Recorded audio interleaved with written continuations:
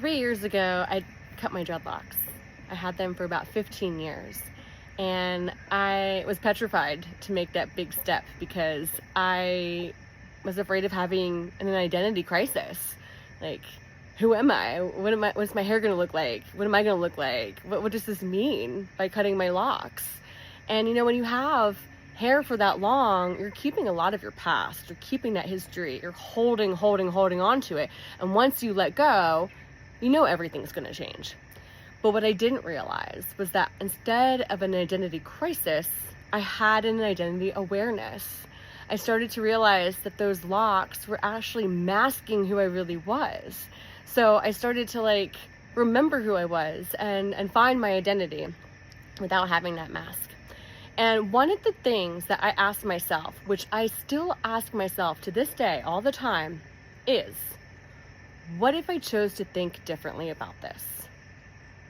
What if I chose to think differently about this? I started asking myself all these different questions, this question with all these different scenarios, to ask myself, how do I really feel? Is this my truth? Or is this a program?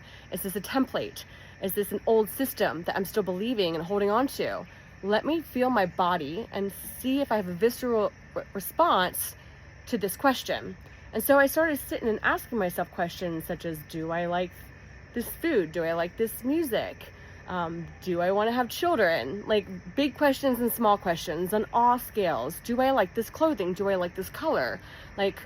Who am I really? Have I just been putting on a facade, or still holding on to something that I used to like but don't like anymore?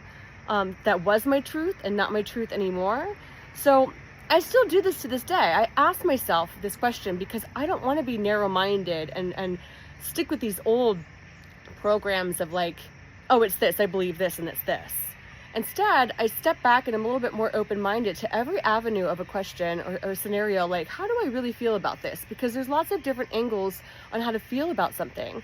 And how about we look at it wholeheartedly, or all the way around, rather than one path, right? So ask yourself, what if I chose to think differently about this? What if I chose not to be upset about this? What if I chose to be excited that this is happening? What if I chose to not take this personal and see that this is actually good for everyone? What if I chose to not want to eat meat for a week, or whatever it is? Start to just ask yourself those questions. And if the question's still oh no, I still need to eat meat, or I'm still upset about this, or whatever, that's okay.